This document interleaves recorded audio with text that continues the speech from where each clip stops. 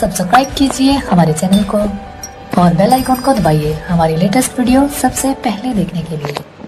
الإنسان وعلمه البيان والصلاة والسلام على نبينا جد الحسن والحسين مولانا ومولى الثقلين وعلى آله وأصحابه ذوي الخير والإحسان أما بعد فأعوذ بالله من الشيطان الرجيم بسم الله الرحمن الرحيم ولا تقولوا لمن يقتل في سبيل الله أموات بل أحياء ولكن لا تشعرون صدق الله مولانا العظيم وبلغنا رسوله النبي الأمين المتين المختار الكريم ونحن على ذلك لمن الشاهدين والشاكرين والحمد لله رب العالمين۔ بارگاہ رسالت معاب صلی اللہ علیہ وسلم میں درود پاک کا ہدیہ پیش کریں۔ اللہم صلی وسلم علی سیدنا محمد معدن الجود والکرم منبع العلم والحلم والحکم وآلہ الکرام وابنہ الکریم وبارک وسلم صلاة دائمة سرمدا ابدا۔ آج یوم عاشورہ ہے۔ پوری دنیا میں جہاں کہیں آج عاشورہ کا دن ہے، ساتھ ہی غم حسین بھی منایا جا رہا ہوگا۔ سبط رسول، جگر گوشہ بطول، امام علی مقام سیدنا امام حسین ابن علی مرتضی رضی اللہ تعالی عنہ کی بارگاہ میں ہم غلام یوں کہہ کر کے خراج عقیدت پیش کرتے ہیں۔ اپنی بساط اور اپنی استطاعت کے مطابق اس عظیم بارگاہ میں ہم یوں عرض کرتے ہیں، کلمہ توحید ہے تیری شہادت اے حسین، کلمہ توحید ہے تیری شہادت اے حسین، تو نہ ہوتا تو نہ رہ جاتی صداقت اے حسین، تیری قربانی نے زندہ کر دیا اسلام کو، تیری قربانی نے زندہ کر دیا اسلام کو، وہ رہے گا تا ابد تیری بدولت اے حسین، طالبان منزل امن و سکون کے واسطے تیری قربانی ہوئی شمع ہدایت اے حسین۔ ملت اسلام کو ملتا ہے ایک درس حیات، ملت اسلام کو ملتا ہے ایک درس حیات، کیسے بھولیں ہم تیرا یوم شہادت اے حسین۔ احتمال آنے کا ہے پھر یزیدیت کا دور، احتمال آنے کا ہے پھر یزیدیت کا دور، پھر جہان نو کو ہے تیری ضرورت اے حسین۔ حال میرا کچھ بھی ہو میرا عقیدہ ہے یہی، حال میرا کچھ بھی ہو میرا عقیدہ ہے یہی، بخشوائے گی مجھے تیری محبت اے حسین، کلمہ توحید ہے تیری شہادت اے حسین، تو نہ ہوتا تو نہ رہ جاتی صداقت اے حسین۔ عزیزان گرامی وقار، آج رسول گرامی وقار صلی اللہ تعالی علیہ وسلم کا عظیم شہزادہ فاطمہ زہرا کا نہایت ہی چہیتا فرزند اور سیدنا علی مرتضی کا نور نظر سفر کربلا کے لیے نکلا ہوا میدان کارزار میں پہنچ چکا ہے۔ آپ کو کل تک کے حالات میں نے بتائے تھے۔ امام علی مقام نے کوفہ کے حالات معلوم کرنے کے لیے پہلے اپنے بھائی حضرت امام مسلم بن عقیل کو بھیجا تھا۔ امام مسلم بن عقیل رضی اللہ تعالیٰ عنہ پہنچے، ہزاروں لوگوں نے بیعت کی اور 2 ہی دن کے بعد بیعت سے انہوں نے دغا بازی بھی کی، حتیٰ کہ امام مسلم کو بھی شہید کروایا گیا۔ کوفہ کے ظالموں نے، دغا بازوں نے ان کے بیٹوں کو بھی زندہ رہنے نہیں دیا اور انہیں بھی دردناک اذیتناک شہادت دی گئی۔ امام مسلم بن عقیل کے جو بھی وہاں پر حامی اور ناصر تھے، حمایت کرنے والے، تائید کرنے والے، انہیں بھی شہید کر دیا گیا اور بڑی بے رحمی سے قتل کیا گیا، حضرت ہانی بن عروہ اور ان کے اور بھی ساتھیوں کو۔ یہ تمام منظر ابھی تک امام حسین کے پاس نہیں پہنچا تھا۔ امام علی مقام مکہ مکرمہ سے ذی الحجہ کی شروع کی تاریخیں چل رہی ہیں، سارے حجاج حج بیت اللہ کے لیے آ رہے تھے، مگر امام علی مقام مکہ مکرمہ سے کوفہ کی طرف نکل رہے تھے۔ اس لیے کہ آپ کے لیے یہ امر زیادہ عظیم تھا کہ امت مصطفیٰ کو فتنے سے بچانے کے لیے جتنا جلدی ہو سکے پہنچا جائے. اگر اتنی دیر میں کچھ لوگ گمراہ ہو جائیں تو ان کا ذمہ دار کون ہوگا؟ امام علی مقام اپنے گھر والوں کے ساتھ نکل پڑے، حتیٰ کہ حضرت عبداللہ بن زبیر رضی اللہ تعالیٰ عنہ جو والی مکہ ہیں، گورنر مکہ مکرمہ میں بڑے صحابہ میں سے شمار کیے جاتے تھے، اس وقت عمرو بن سعید رضی اللہ تعالیٰ عنہ یہ گورنر مکہ تھے. انہوں نے بہت روکنے کی کوشش کی، آپ کوفہ والوں کے پاس مت جائیں، آپ یہاں امن و امان میں ہیں، آپ کے لیے امن کا خط لکھ دیا جاتا ہے. حتیٰ کہ مکہ سے جب امام حسین اعظم باہر آئے تو عمرو بن سعید جو گورنر مکہ کے تھے، انہوں نے حضرت عبداللہ بن زبیر نے کچھ فوجیوں کو بھیجا کہ زبردستی ہو سکے تو روک لو، اگر یہ ہماری التجائیں نہیں قبول کر رہے زور زبردستی روک لو، تاکہ ہم نواسے رسول کو اس طرح سے رزم کارگاہ میں نہیں بھیجنا چاہتے، ہم اس طرح سے جنگ کے میدان میں نہیں بھیجنا چاہتے. مکہ کے باہر فوجی آئے امام علی مقام کو روکنے کے لیے، مگر امام علی مقام سید الشہداء کے ساتھیوں نے ان کے ساتھ ہاتھا پائی بھی ہوئی، لیکن سبوں نے ایک ہی بات کہا کہ ہمارا کوئی پلٹنے کا ارادہ نہیں، جہاں یہ سبط رسول جگر گوشے بطول جائے گا ہماری زندگیاں وہیں پر چلیں گی. اگر یہ آج کہیں مکہ لوٹے تو ہم مکہ ہو جائیں، اگر یہ آج کہیں مدینہ چلنا ہے ہم مدینے چلیں، اور اگر امام علی مقام ہمیں کوفہ کی طرف بلاتے ہیں تو ہم کوفہ بھی جانے کے لیے تیار ہیں. اس قافلے میں سیدنا امام حسین رضی اللہ تعالیٰ عنہ کے ساتھ آپ کے بھائی حضرت عباس اور حضرت علی کے اور 4 صاحبزادے محمد بن علی، ابو بکر بن علی، عثمان بن علی اور حضرت عمر بن علی رضوان اللہ علیہ مجمعین. یہ حضرت علی کے دوسرے صاحبزادے ہیں جو آپ کی دوسری اہلیہ محترمہ سے تھے، اور آپ کے چچیرے بھائی حضرت امام مسلم بن عقیل کے اور دوسرے بھائی اور ان کے بیٹے بھی تھے، آپ کی بہن سیدہ زینب اور خاندان نبوت کی کچھ پاکیزہ بیویاں ساتھ میں تھیں. اس قافلے کو لے کر کے جب امام علی مقام نکلے تو عزیزان مکرم بیچ میں جس سے بھی ملاقات ہوتی وہ چہرے امام حسین کو دیکھ کر فریفتہ ہو جاتا اور پوچھنے لگتے کہ یہ نورانی قافلہ کدھر کا رخ کیا ہوا ہے. ان سے جب یہ کہا جاتا کہ ہم کوفہ کی طرف جا رہے ہیں، ہر آنے والا یہی کہتا کہ اچھی جگہ پر آپ کا رخ نہیں ہے، وہاں کے لوگوں کا کوئی بھروسہ اور اعتماد نہیں ہے. یہاں تک کہ بہت دور سفر کر کے مکہ مکرمہ سے آپ پہنچے مقام ہاجر میں، وہاں پر ایک صحابی ہیں حضرت زہیر بن قیم بجلی رضی اللہ تعالیٰ عنہ. یہ حج سے واپس آ رہے تھے، یہ حج کے لیے جا رہے تھے، اپنے خاندان والوں کے ساتھ تھے.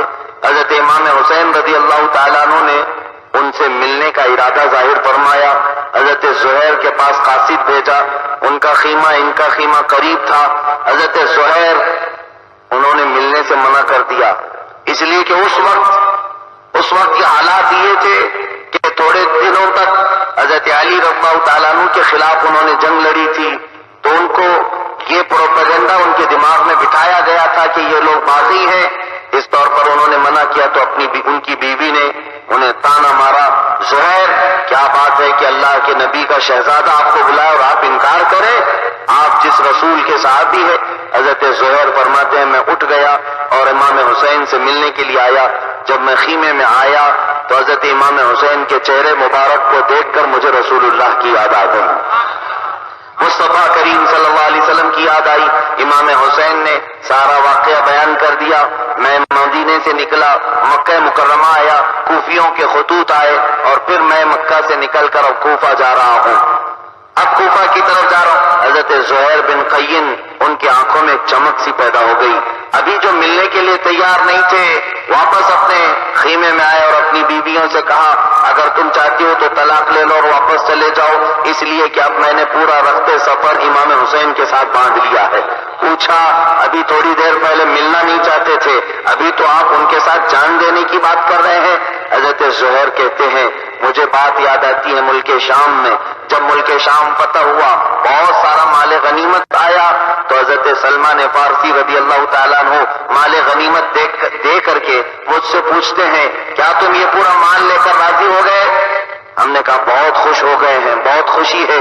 حضرت سلمان فارسی نے اس وقت کہا تھا اے زہیر ان قریب تم دیکھو گے رسول اللہ صلی اللہ علیہ وسلم کے شہزادے کے ساتھ ان کی امت جفا کرے گی، دغا کرے گی، اس وقت تم ان کے ساتھ رہو گے اور ان کی حمایت کرو گے اور اس وقت جو تمہیں خوشی ہوگی وہ اس مال غنیمت سے زیادہ حاصل ہوگی۔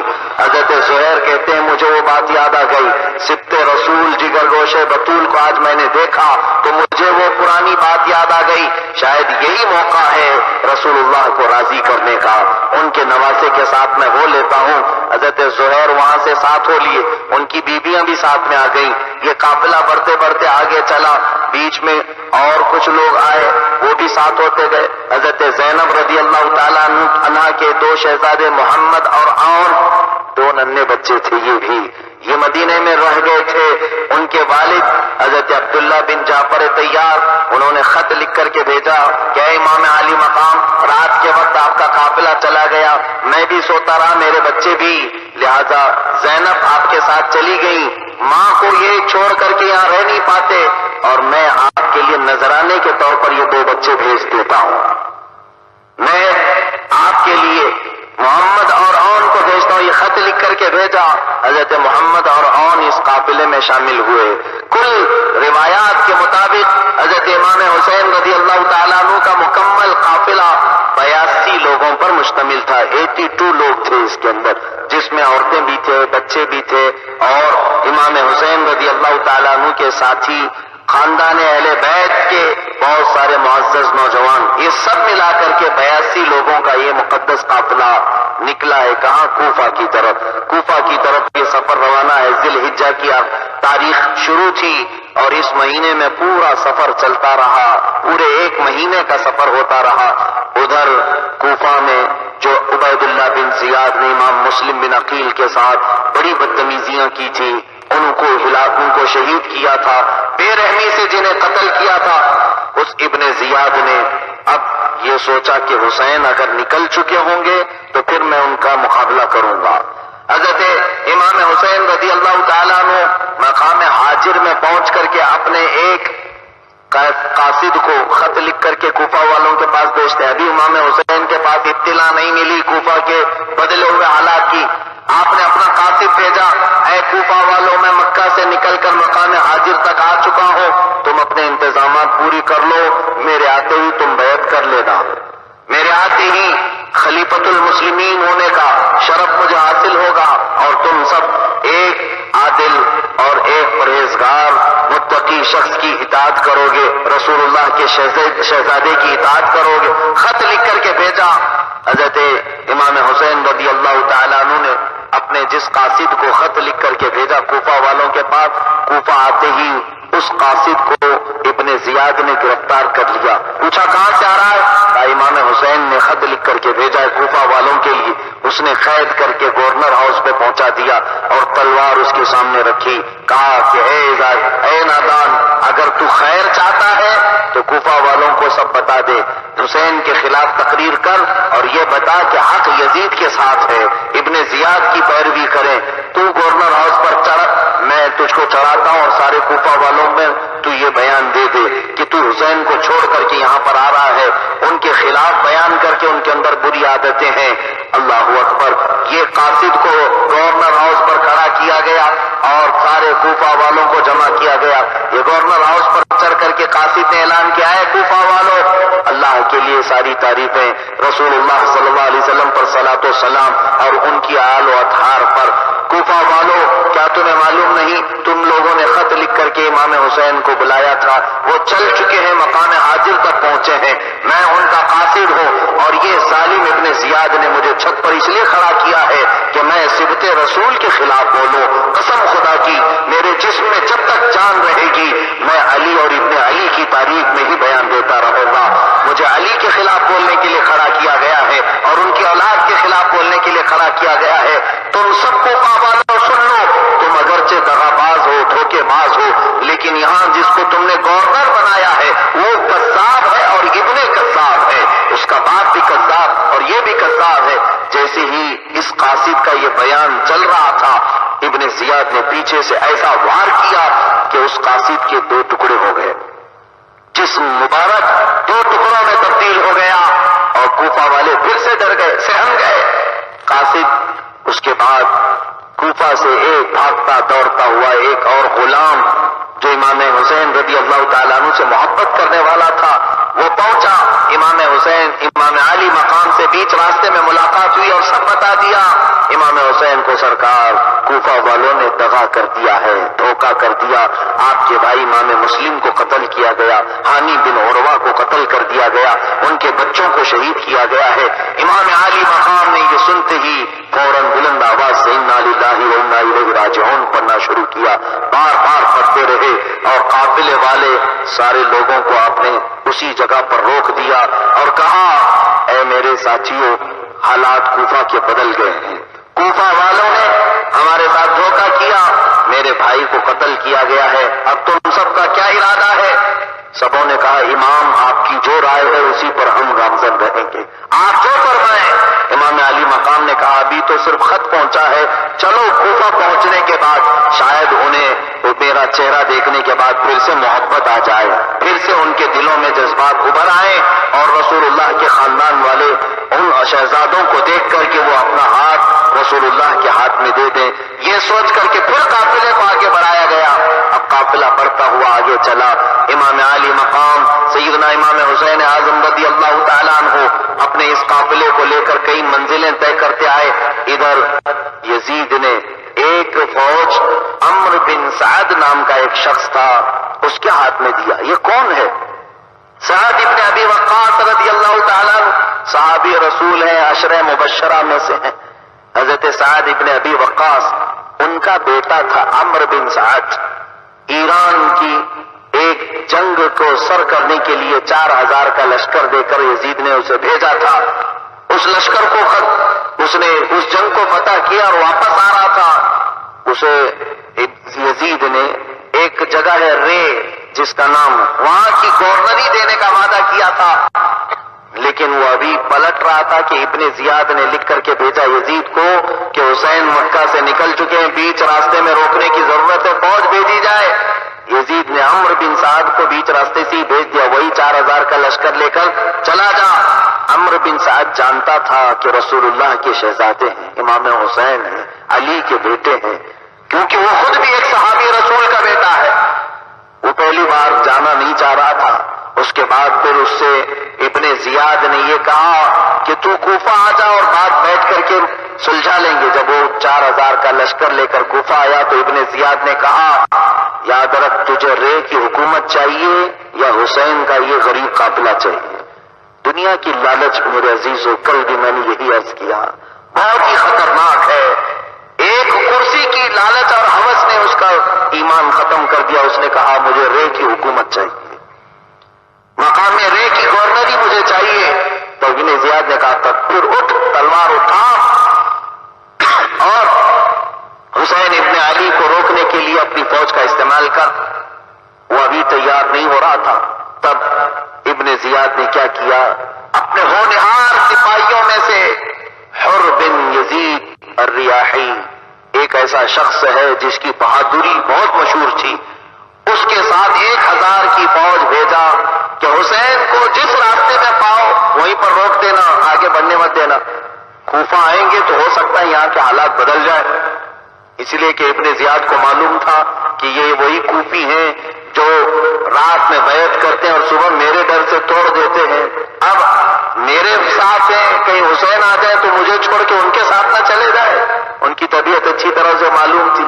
حر بن یزید کو بھیجا 1000 کا دستہ دے کر کے حسین جہاں پر بھی آئے ان کو راستے میں روک دینا۔ وہ اپنا فوجی دستہ لے کر آیا اور بہت پہلے، کوفہ ابھی کئی میل دور تھا، حضرت امام حسین رضی اللہ تعالیٰ عنہ کو اس نے پا لیا اور روک دیا۔ کہا آپ کہاں جانا چاہ رہے ہیں؟ امام حسین نے کہا میں جانا نہیں چاہ رہا، مجھے بلایا گیا ہے، مجھے بلایا گیا ہے۔ اس نے پوچھا کون بلایا ہے؟ کہا کوفہ والوں نے، میرے پاس فلاں فلاں فلاں کے خط ہے، اس نے کہا مجھے کسی خط کا علم نہیں ہے، میں نہیں جانتا کس نے خط لکھا آپ کو اور کس نے بلایا آپ کو، لیکن ہمیں حکم آیا ہے امیر المومنین یزید کی طرف سے کہ آپ کو یہیں روک دیا جائے۔ امام حسین رضی اللہ تعالیٰ عنہ اس کے ساتھ بہت بحث و مباحثہ کرتے ہیں اور اس کے بعد اس سے کہتے ہیں کیا تو میرے ساتھ جنگ کرنا چاہتا ہے؟ اور بن یزید کہتا ہے نہیں، میں جنگ کرنے کے لیے آپ کے ساتھ نہیں آیا، محض آپ کا راستہ مجھے روکنا ہے، مجھے آپ کا راستہ روکنا ہے۔ یہاں تک کہ کچھ منزلوں تک وہ راستہ روکتا رہا اور بن یزید ان کا راستہ روکتا رہا امام علی مقام کا۔ حضرت امام حسین ظہر کی اذان ہوئی، آپ نے اذان دی اور اسی جگہ پر جماعت قائم ہو رہی تھی۔ امام حسین نے حر بن یزید سے پوچھا اے حر تم کیسے نماز پڑھو گے، ہمارے پیچھے پڑھو گے یا اپنی الگ پڑھو گے؟ اس نے کہا نہیں، ہم بھی آپ کے پیچھے ہی نماز ادا کریں گے۔ امام علی مقام کے پیچھے نماز پڑھ رہے ہیں، ظہر کی نماز ہوئی، عصر کی نماز ہوئی، مغرب بھی ہوئی، عشاء بھی ہوئی، جماعت ایک ہی ہو رہی ہے۔ یزید کی فوج بھی ہے، حسین ابن علی کی بھی فوج ہے، لیکن امام سب صفت رسول ہی ہے، سیدہ کا لال ہی امام ہے۔ یہاں پر یہ بات معلوم ہونا چاہیے مسلمانوں کو کہ یہی اصل فتح یابی تو ہے کہ جو وہاں پر جنگ کے میدان میں بھی ان کا امام بنا ہوا ہے نمازوں کا، تو آج ہمارا اپنے عقیدت کا امام کیسے نہیں بن سکتا؟ امام علی مقام رضی اللہ تعالیٰ عنہ امامت کرتے رہے۔ دوسری صبح ہوئی، آپ نے اپنے قافلے والوں کا سامان اٹھا کر رخت سفر باندھا آگے کی طرف، کوفہ کی طرف جانے کے لیے۔ اور بن یزید نے کہا نہیں، آپ آگے نہیں جا سکتے، نمازیں پیچھے پڑھ رہے ہیں اور سختیاں بھی کر رہے ہیں، راستہ بھی روک رہے ہیں۔ اس کے بعد اور بن یزید سے امام حسین نے کہا دیکھو ایک میری بات سن لو، تم ہمارے ساتھ اچھا سلوک کرتے آ رہے ہو۔ اس نے بھی اچھا سلوک کس لیے کیا؟ جس وقت اس نے 1000 لشکر لے کر کے پہنچا امام حسین کو روکنے کے لیے، اس وقت اس کے سپاہی پورے پیاسے تھے، امام حسین نے سب کو پانی پلایا تھا۔ اس وقت قافلے امام حسین میں پانی تھا، حر بن یزید کے پورے لشکر کو امام حسین نے پانی پلایا تھا، اس لیے حر بن یزید نے کچھ بھی آپ کے خلاف بدتمیزی نہیں کی۔ امام علی مقام کا احسان اس نے یہ یاد رکھا، کچھ بھی بدتمیزی نہیں کی، محض یہ ہے کہ یزید نے بھیجا ہے آپ کو روکنے کے لیے، میں روکتا رہوں گا۔ حتیٰ کہ امام حسین نے دوسرے دن کہا اے حر ایک کام کرو، کسی ایسی جگہ پر رکوا دو جہاں پانی قریب ہو، تاکہ میں اپنے اہل خانہ کے ساتھ پانی کا انتظام تو کر سکوں، انہیں پلانے کے لیے کسی چیز کا انتظام ہو جائے۔ حر بن یزید نے کہا نہیں، مجھے عبید اللہ بن زیاد گورنر کوفہ سے آرڈر ملا ہے کہ آپ کو چٹیل میدان میں اتاروں جہاں کوئی درخت کا سایہ بھی نہ ہو، مجھے یہ حکم ملا ہے چٹیل میدان میں اتارو۔ لیکن اس کے باوجود حر بن یزید نے دریائے فرات جب قریب آیا تو اس نے کہا اس سے آگے میں بڑھنے نہیں دوں گا، ورنہ میرے ہاتھ سے سپہ سالاری چھین لی جائے گی، مجھے ابن زیاد قتل کر دے گا، اب آپ یہاں اتر سکتے ہیں۔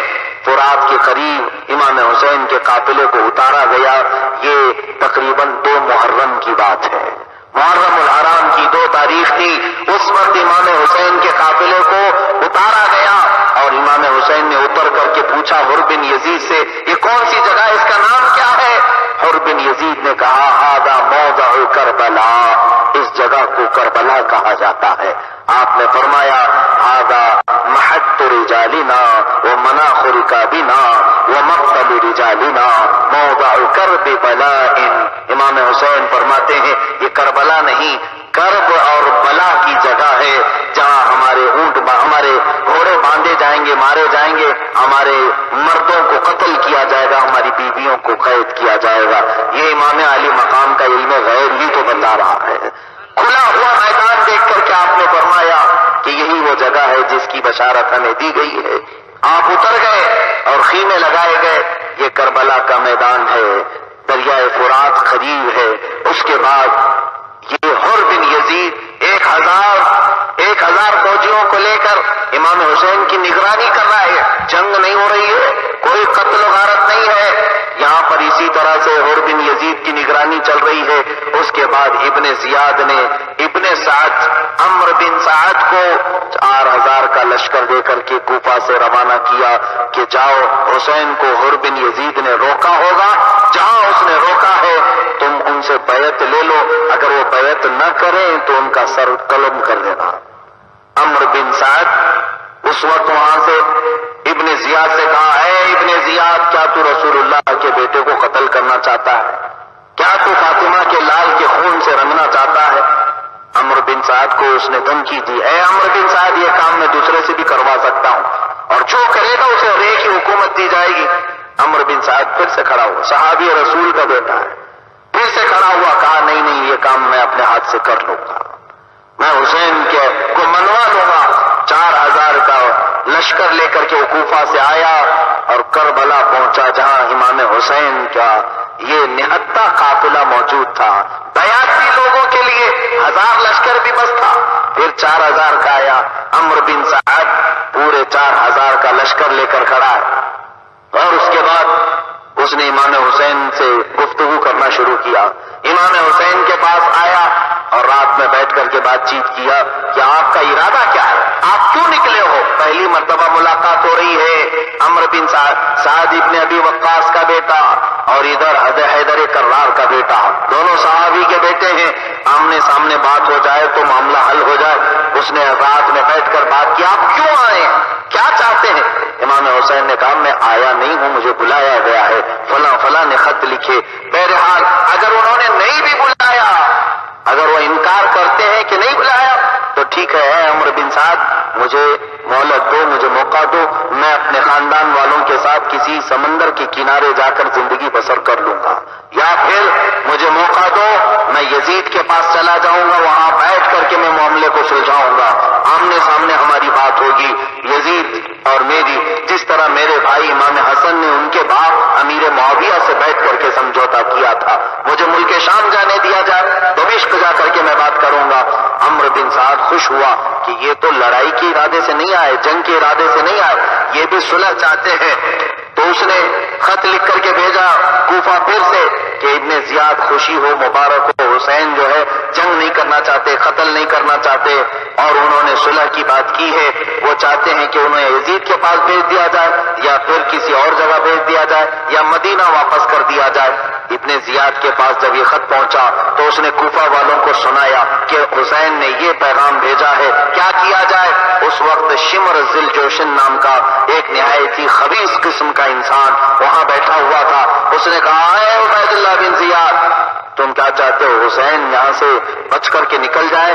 اب دیکھو وہ تمہارے علاقے میں آ گئے ہیں، اور یہاں سے اگر وہ چلے گئے تو جیت ان کی ہوگی اور ہار تمہاری ہوگی، اور اگر وہ واپس چلے گئے تو پھر اپنی فیلڈ بنا لیں گے، اپنا میدان ہموار کریں گے، لہذا انہیں واپس مت دینا۔ اور رہی بات یہ خط عمرو بن سعد نے لکھ کر کے بھیجا آپ کو، عمرو بن سعد کے بارے میں میرے پاس خبر آئی ہے کہ رات رات بیٹھ کر کے وہ حسین کے ساتھ بات چیت کیا کرتا ہے، یہ اپنی محبت کا اظہار کرنے کے لیے آپ کے پاس خط لکھا ہوگا، یہ حسین کی طرفداری میں بات کر رہا ہے۔ ابن زیاد اس کی یہ فتنہ انگیز بیان سے پھر جوش میں آیا، اور ذل جوشن جو وہ ذل جوشن تھا اسی کو کھڑا کیا اور کہا کہ تو ہی جا اور عمرو بن سعد کو بتا کہ تجھے جس کام کے لیے بھیجا گیا ہے وہ کام تو کر، ورنہ تیرا بھی سر قلم کر دیا جائے گا۔ ذل جوشن کے ساتھ عمرو بن عیس نے، عبید اللہ بن زیاد نے، اور تقریباً 18,000 کا لشکر ساتھ کیا، 18,000 کا لشکر ساتھ کیا۔ اتنا بڑا لشکر تو لے کر کے جا اور جا کر اسے بتا دے تجھے جس کام کے لیے بھیجا گیا وہی کام کر۔ تو ذل جوشن آیا، آ کر کے عمرو بن سعد کو خط سنایا عبید اللہ بن زیاد کا کہ تجھے گورنر کوفہ نے کیا بھیجا ہے، دیکھ کہ اگر تجھ سے یہ کام نہیں ہوتا تو ہمارے سپرد کر دے، یہ سپہ سالاری مجھے دے دے اور میں یہ کام پورا کر لوں گا۔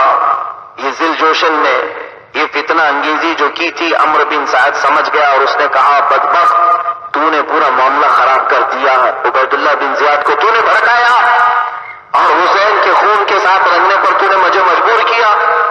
اس ذل جوشن نے کہا کہ اے ابن سعد، اگر تجھ سے نہیں ہوتا ہے تو سپہ سالاری مجھے دے دے، اور میرے پاس حکم یہ آیا ہے کہ تیرا بھی سر قلم کر دوں، میرے ساتھ 22,000 کا لشکر یزید نے بھیجا ہے۔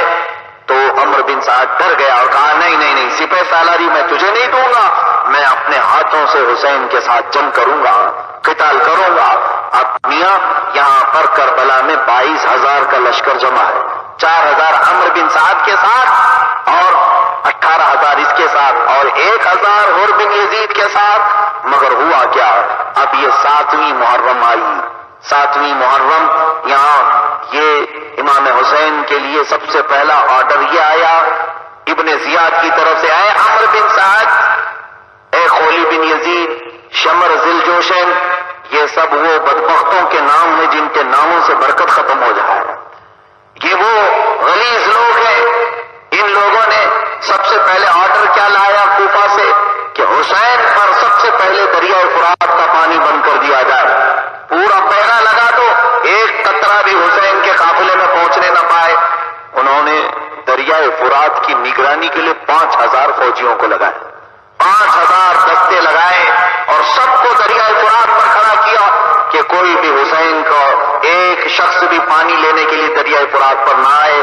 اللہ اکبر، یہ وہ دریائے فرات ہے جس سے سارے لوگ پانی پی رہے تھے، کافر بھی، مجوسی بھی، یہودی بھی، جانور بھی پانی پی رہے تھے، مگر وہ پانی صبت رسول اللہ کے لیے بند کیا گیا، جگر گوشت و بطول کے لیے بند کیا گیا، اور آپ نے اس کا کچھ برا نہ مانا. امام حسین امام عالی مقام نے اپنے خیمے والوں سے کہا اب ہمارے فتنے میں مبتلا ہونے، آزمائش میں مبتلا ہونے کے دن آ گئے.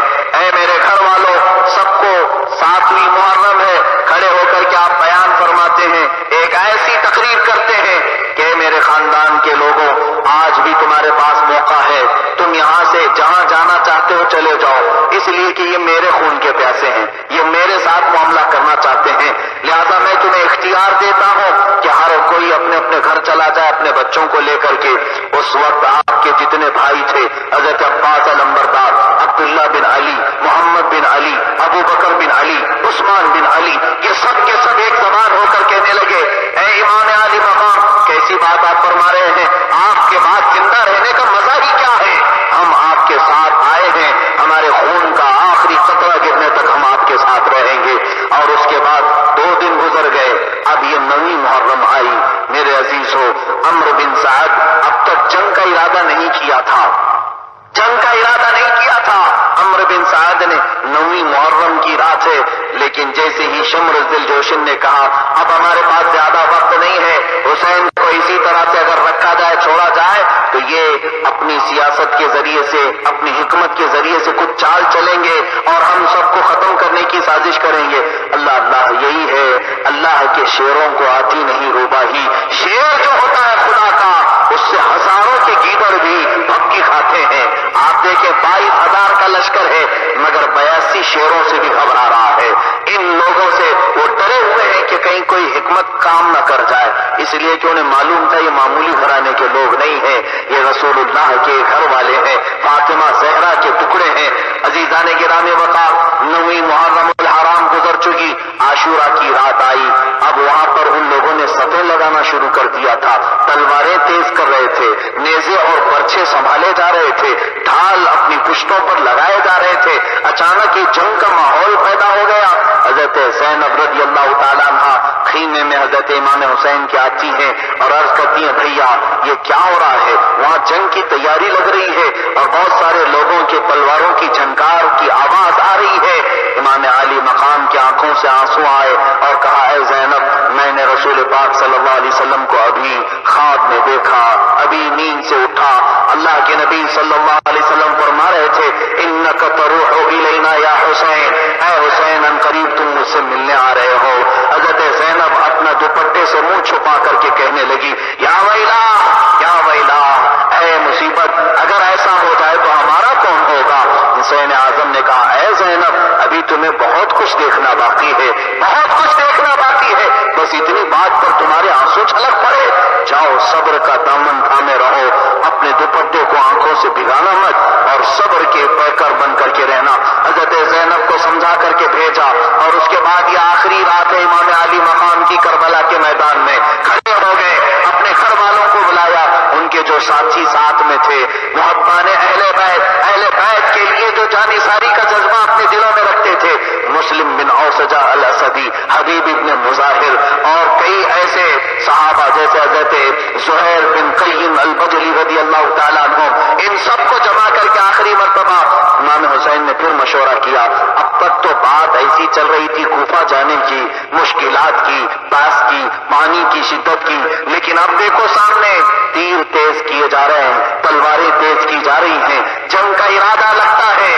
اے میرے جانشارو، اب بھی تمہیں موقع ہے، حسین تمہیں آزاد کرتا ہے، حسین تمہیں رسول اللہ کے سپرد کرتا ہے، تم واپس مدینے چلے جاؤ اور اپنے گھروں کو سنبھال لینا۔ اس اثنا میں وہاں موجود جو صحابہ تھے یا آپ کے جانثار سے کھڑے ہوتے ہیں، اور ان میں سے سبوں نے ایک ایسی تقریر کی، اللہ اکبر۔ عبداللہ بن علی ہیں، امام حسین کے بھائی ہیں، وہ کہتے ہیں اے امام علی مقام، کاش رب تبارک و تعالیٰ مجھے آپ کے ساتھ جنگ کے میدان میں اتارے، میں اس وقت تک لڑتا رہوں گا جب تک کہ میری تلوار کے ٹکڑے ٹکڑے نہ ہو جائے، اور اگر مجھے قتل کر دیا جائے، مجھے جلا دیا جائے، پھر زندہ کیا جائے، پھر میں آپ کے ساتھ لڑوں، پھر مارا جائے، پھر آپ کے ساتھ لڑوں، رب تعالیٰ مجھے 70 مرتبہ بھی زندگی دے تو ہر بار آپ کے ساتھ شہادت کا جام نوش کرنا چاہوں گا۔ ایسی ولولہ انگیز، حوصلہ انگیز تقریریں سارے اہل خانہ نے کی۔ کہا اے امام علی مقام، پیچھے ہٹنے کا کوئی سوال ہی نہیں ہوتا، آپ ہرگز نہ گھبرائیں، ہم کوفہ والوں کی طرح نہیں ہیں جو ایک رات میں بیعت کریں اور دوسری رات ان سب کو دغا بازی کے ساتھ، وہ بے وفائی کے ساتھ چھوڑ کر چلے جائیں۔ ہم رسول اللہ کے گھر والوں کے ساتھ ایسے وابستہ ہیں جیسے کسی ڈال میں ہریالی وابستہ ہوتی ہے۔ اے امام علی مقام، آپ صبر کے ساتھ ہم لوگوں کو جنگ میں اتارنے کی اجازت دیں۔ یہ تمام باتیں رات کو چل رہی ہیں۔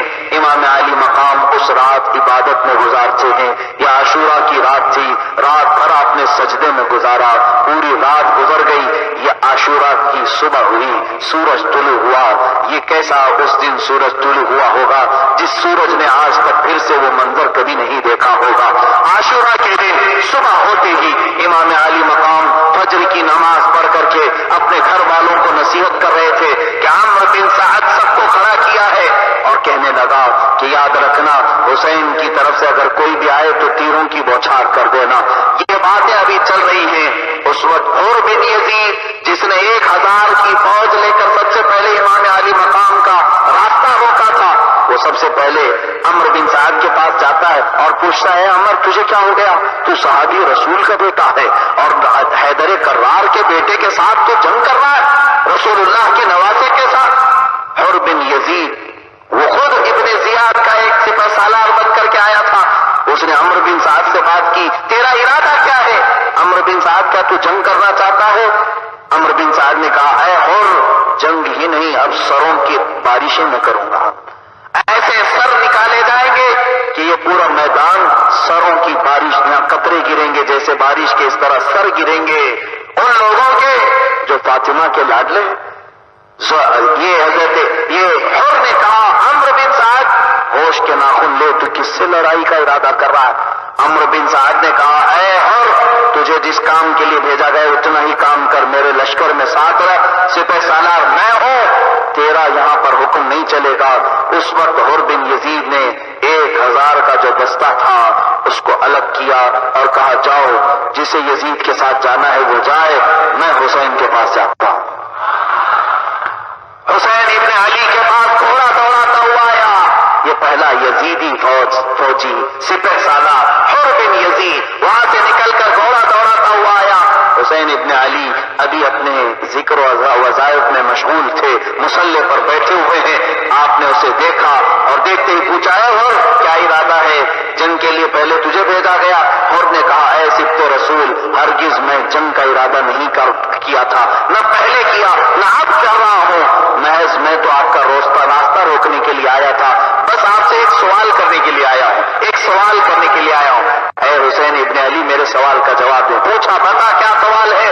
کہتا ہے میں نے آپ کا راستہ روکا، یہاں پر رکنے پر آپ کو، اترنے پر آپ کو میں نے مجبور کیا، لیکن اب میرا سوال یہ ہے کہ میں آپ کے ساتھ لڑ کر کے جام شہادت نوش کرنا چاہتا ہوں، کیا میری یہ شہادت میرے اس گناہ کا کفارہ بن سکتی ہے؟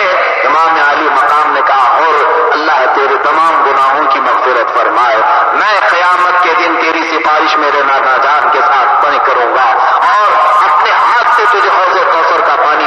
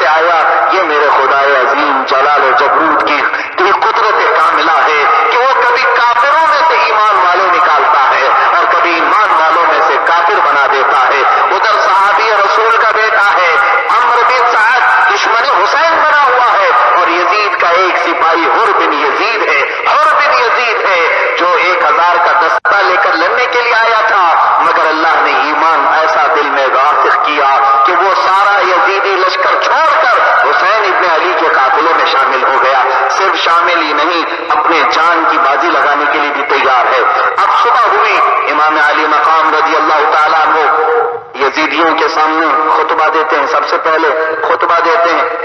آپ نے جنگ کی ابتدا نہیں کی، چھیڑا نہیں، خطبہ دیتے ہیں. اب یہاں سے کربلا کے حالات شروع ہو رہے ہیں. یہ عاشورہ کا دن ہے. امام حسین ابن علی رضی اللہ تعالیٰ عنہ اس طرح سے کھڑے ہوتے ہیں اور فرماتے ہیں کہ اے یزیدیو، تم سب امت مصطفیٰ ہو. کیا تمہیں معلوم نہیں کہ میں فاطمہ کا بیٹا ہوں؟ کیا تمہیں یہ بھی معلوم نہیں کہ میں نبی کونین صلی اللہ علیہ وسلم کا نواسا ہوں جس کا تم کلمہ پڑھتے ہو؟ میں علی ابن ابی طالب کا بیٹا ہوں. امیر حمزہ میرے باپ کے چچا ہیں. جعفر طیار میرے باپ کے چچا ہیں. تمہیں معلوم نہیں ہے؟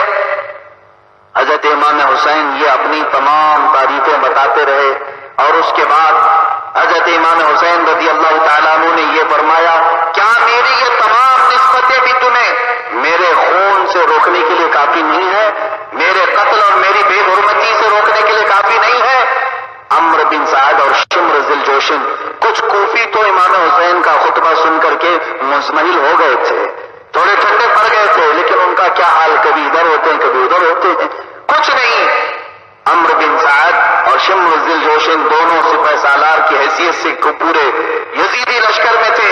امام علی مقام کو انہوں نے چپ کرایا اور کہا کہ تمہارے اس خطبے کا کوئی اثر نہیں، ہم تو صرف یہ چاہتے ہیں ایک بار کہہ دو کہ یزید کی خلافت مجھے منظور ہے، ایک بار کہہ دو یزید کو میں نے امیر المومنین تسلیم کر لیا، پھر ہمارا اور تمہارے جنگ کا ارادہ نہیں ہوگا. حضرت امام حسین بن علی رضی اللہ تعالیٰ عنہ اپنے خطبے سے اتر گئے اور واپس پھر کر کے مسکرایا اور کہا کہ یہ ظالم نہیں جانتے کہ اللہ کے نبی کا نواسا یزید کی بیعت نہیں قبول کر رہا ہے، تو کیا یہ اس کے نفس کی خواہش ہے؟ بلکہ اس لیے نہیں قبول کر رہا ہے کہ قیامت تک آنے والی امت مصطفیٰ میرے اس کام کو دلیل بنا لے گی.